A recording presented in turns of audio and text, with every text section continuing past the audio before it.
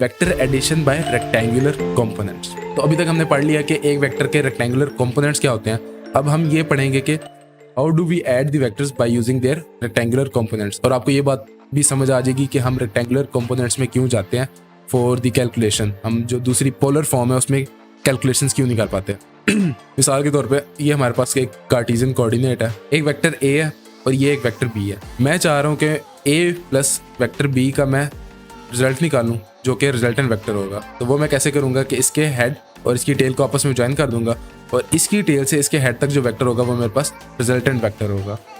अब मैंने resultant vector कैसे कैलकुलेट कर पाऊंगा, उसके लिए मैं वेक्टर ए को उसके रेक्टेंगुलर कंपोनेंट्स में तोड़ूंगा, यानी कि ए एक्स और ए वाई में।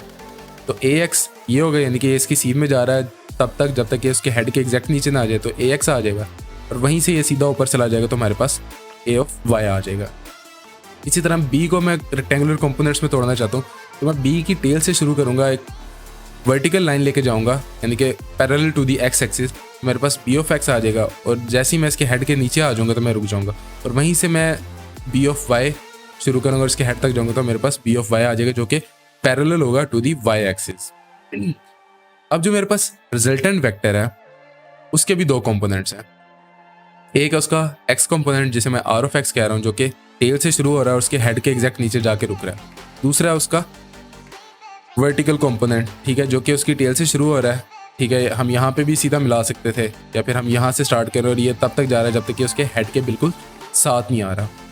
तो बेसिकली आर निकालने के लिए या फाइंड आउट करने के लिए हमें उसके अगर दोनों कंपोनेंट्स पता चल जाएं तो हम आर निकाल सकते हैं।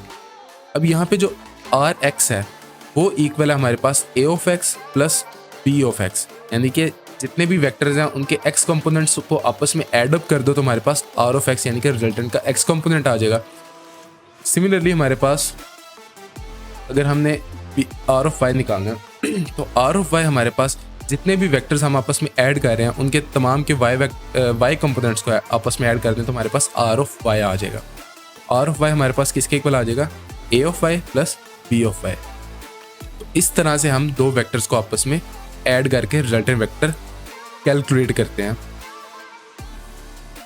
सर ने कौन सी एप्लीकेशन बताई? मैंने ये एप्लीकेशन बताई है हनीफ के अगर तो आप गाइड बुक्स को यूज़ कर रहे हो इसलिए कि आपको एक्स्ट्रा क्वेश्चंस चाहिए ताकि आप प्रैक्टिस कर सको, तो वो एक एप्लीकेशन एक लेजिटिमेट प्रैक्टिस है, लेजिटिमेट एप्लीकेशन है इन गाइड बुक्स की। लेकिन अगर आप तैयारी कर रहे हो और उनके लिए आप गाइड बुक्स को यूज़ कर रहे हो तो वो मैं आपको बिल्कुल भी सजेस्ट नहीं करूँगा। उसके लिए आप अपनी टेक्स्ट बुक के साथ ही रहो तो बेहतर है। खैर वापस आते प्रॉब्लम की तरफ, तो हमें पता चल गया कि हम रिजल्टेंट वेक्टर किस तरह से यानी कि कंपोनेंट्स में वेक्टर्स को तोड़ के हम उनको आपस में ऐड किस तरह से करते हैं। वापस आते हैं हम अपनी ओरिजिनल प्रॉब्लम की तरफ, जो कि थी ये, हमने इन दो वेक्टर्स को आपस में ऐड करके इनका रिजल्टेंट वेक्टर लेना था जो कि हमारे पास ये है। अब ये हम कैसे निकालेंगे? तो बेसिकली हम यही करेंगे कि इन दोनों वेक्टर्स को इनके कंपोनेंट्स में तोड़ेंगे। सबसे पहले हम VWC को उसके कंपोनेंट्स में तोड़ेंगे, तो इसका एक कंपोनेंट होगा ये और दूसरा कंपोनेंट होगा ये, ठीक हो गया। हम ये भी कह सकते हैं इसका एंगल 45 है इसके साथ। हमारे पास ये दो इसके कंपोनेंट हो गए, एक हो गया VWCY और एक हो गया VWCX, ये दोनों हमने निकालने हैं। अब VWCY हम कैसे निकालेंगे?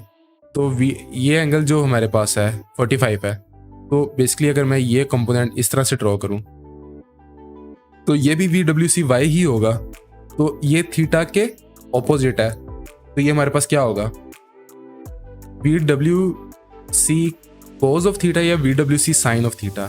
क्योंकि थीटा के ऑपोजिट है तो ये साइन ऑफ थीटा के इक्वल होगा, तो हमारे पास 15 साइन ऑफ 45 आएगा।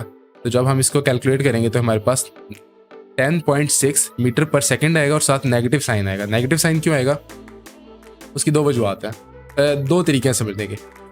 एक तो तरीका ये है कि आपको टोटल कार्टेशियन कोऑर्डिनेट के क्वाड्रेंट्स बताओ। इसको हम फर्स्ट क्वाड्रेंट कहते हैं, इसको हम सेकंड क्वाड्रेंट कहते हैं, इसको हम थर्ड क्वाड्रेंट कहते हैं और इसको हम फोर्थ क्वाड्रेंट कहते हैं। इस क्वाड्रेंट में सारे कंपोनेंट्स पॉजिटिव होते हैं, ठीक है। इस क्वाड्रेंट में हमारे पास जो वाई एक्सिस है वो पॉजिटिव होता है और जो एक्स एक्सिस है हमारे पास वो नेगेटिव होता है। इसमें सारे ही नेगेटिव होते हैं और इस क्वाड्रेंट में हमारे पास जो एक्स कंपोनेंट है वो हमारे पास पॉजिटिव होता है और जो हमारे पास वाई कंपोनेंट है वो नेगेटिव होता है। हमारा जो ये वेक्टर है, अगर हम इसको ओरिजिन पे रखें इसकी टेल को, तो ये कौन से क्वाड्रेंट पे जाएगा? ये थर्ड क्वाड्रेंट में जा रहा है, तो इसका मतलब है इसके जितने भी कंपोनेंट्स होंगे वो नेगेटिव होंगे। एक तो ये तरीका है इसको याद रखना, यानी कि इसका एक्स कंपोनेंट भी निकालेंगे वो भी हमारे पास नेगेटिव आएगा।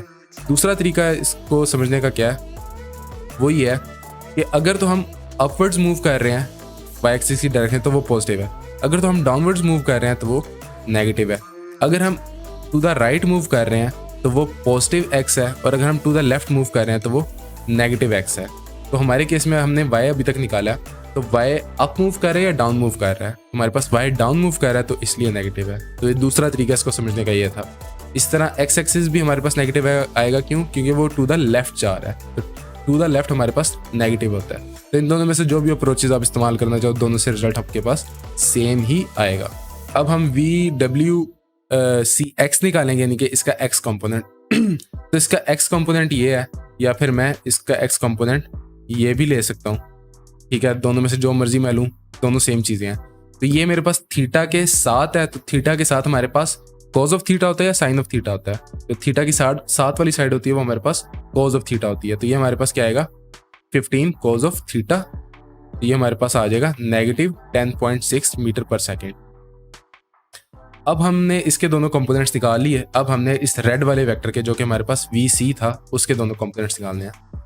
तो इसके हम दोनों कंपोनेंट्स निकालेंगे। तो बेसिकली हमारे पास जो एंगल बना रहा है ये 90 का एंगल बना रहा है, और वी सी एक्स हमारे पास क्या आएगा? इसका एक्स कंपोनेंट अगर मैं देखूँ तो वो 0 है, ठीक है? और अगर मैं इसका एंगल भी देखूँ, ये थीटा जो है हमारे पास ये 90 है, ठीक है? तो कोज ऑफ 90 हमारे पास क्या होता है? वो हमारे पास 0 होता है। तो हमारे पास वी सी एक्स जो है वो 0 आएगा, और वी सी वाई जो है हमारे पास वो V C sine of theta होता है, और साइन ऑफ 90 हमारे पास क्या होता है? 1। तो हमारे पास क्या आ जाएगा? 10 मीटर पर सेकेंड। और वैसे भी हमें देख के पता चल रहा है कि ये वेक्टर प्योरली वाई एक्सिस की डायरेक्शन में है, तो ये हमारे पास जो इसका मैग्नीट्यूड है यही इसका वाई कंपोनेंट भी होगा। तो हमारे पास दोनों कंपोनेंट्स आ गए, और अब हमने निकालना है वी डब्ल्यू। अब वी डब्ल्यू के इन दोनों के रिजल्टेंट के इक्वल था, तो वो क्या होगा? V W X I hat plus V W Y J hat. ये दोनों इसके कंपोनेंट्स हैं। अब ये किसके इक्वल होंगे? जो इसका एक्स कंपोनेंट है वो इन दोनों वेक्टर्स के एक्स कंपोनेंट के सम के इक्वल होगा। तो इसके एक्स कंपोनेंट, एक एक्स कंपोनेंट ये है, एक एक्स कंपोनेंट हमारे पास ये है। हमारे पास जो यहाँ पे आएगा वो क्या आएगा? -10, ठीक है? ये 0 है तो ये -10 आएगा। और इसी तरह हमने वाई कंपोनेंट देखना है। वाई कंपोनेंट, ये कंपोनेंट और ये कंपोनेंट आपस में ऐड अप होंगे, तो हमारे पास क्या आएगा? ये +10 है, ये -10.6 है, तो हमारे पास क्या आएगा? 0.6, जो कि नेगेटिव में है। तो हमारे पास जो वी डब्ल्यू था, जो कि हम निकालना चाह रहे थे, वो हमारे पास आ गया। अब बेसिकली वापस मैं आपको बताता हूँ कि हम इसको पोलर फॉर्म में क्यों चेंज करेंगे, क्योंकि ओरिजिनल जो प्रॉब्लम में उसने हमें वेक्टर्स दिए हुए थे, वो उसने हमें किस फॉर्म में दिए हुए थे? वो उसने हमें डिफाइन किए हुए थे पोलर फॉर्म में। तो इसी तरह हम इस कार्टेशियन फॉर्म को पोलर फॉर्म में लेके जाएंगे। तो उसके लिए हम क्या करेंगे? सबसे पहले इसका मैग्नीट्यूड लेंगे। तो मैग्नीट्यूड इसके दोनों कंपोनेंट्स का स्क्वायर और उस सब का स्क्वायर रूट, वो कैलकुलेट करेंगे। तो हमारे पास ये हमारे पास 20.6 नहीं है, ये 0.6 है यहाँ पे, ठीक है? ये 0.6 का स्क्वायर।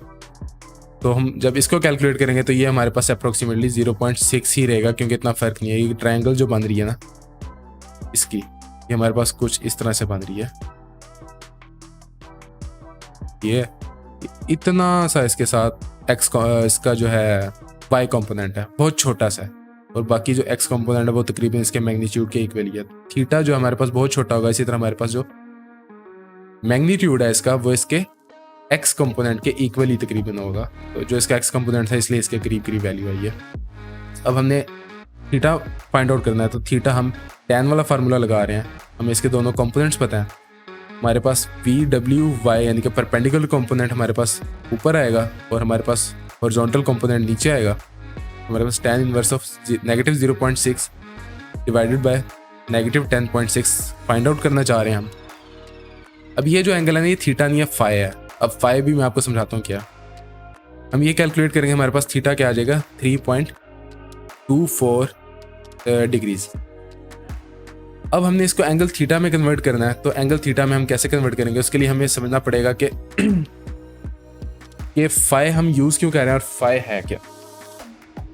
तो हमें ये समझना पड़ेगा कि जो हमारा वेक्टर है वो किस क्वाड्रेंट में है। तो हमारे दोनों कंपोनेंट्स जो हैं वो इसके क्या हैं, नेगेटिव है। सॉरी, ये इसका कंपोनेंट 0.6 है, तो दोनों नेगेटिव है हमारे पास। तो हमारे पास अगर हम कोऑर्डिनेट्स देखें तो यहाँ पे आता है वो, ठीक है, यहाँ पे हमारा वो वेक्टर आएगा जो भी हमारा वेक्टर है, क्योंकि उसके दोनों कंपोनेंट्स नेगेटिव हैं। अब यहाँ पे जो हमें एंगल मिलेगा, अगर हम tan inverse of perpendicular over base करेंगे, मिसाल के तौर पे हमारा वेक्टर ये है, तो हमें वो ये वाला एंगल मिलेगा, इसे हम कह रहे हैं फाई। हमें जो एंगल चाहिए वो चाहिए from the positive x axis, तो हमें टोटल ये एंगल चाहिए। तो ये एंगल किसके इक्वल है, 180 डिग्रीज प्लस ये जो फाई हम निकाल रहे हैं, तो हमारा जो एंगल थीटा होगा वो किसके इक्वल होगा, 180 प्लस फाई के इक्वल। ठीक हो गया। तो इसलिए हमारे पास जो ये एंगल निकल रहा है ये थीटा नहीं है, फाई है। वो आपको कैसे पता चलेगा, आपको कंपोनेंट्स देखोगे, आप कंपोनेंट्स देखिए डिसाइड करोगे कि ये किस क्वाड्रेंट में लाया कर रहा है हमारा जो वेक्टर है। तो हम थीटा कैसे कैलकुलेट करेंगे, सिंपली फाई को हम एड अप कर देंगे 180 में। तो हमारे पास 180 में ऐड करने के बाद हमारे पास जो एंगल आएगा वो इसका क्या आ जाएगा, 183.24। हमारे पास जो ये वेक्टर है इसका हमें डायरेक्शन भी पता चल गई और हमें इसका मैग्नीट्यूड भी पता चल गया और हमने इस तरह से इसको सॉल्व भी कर लिया।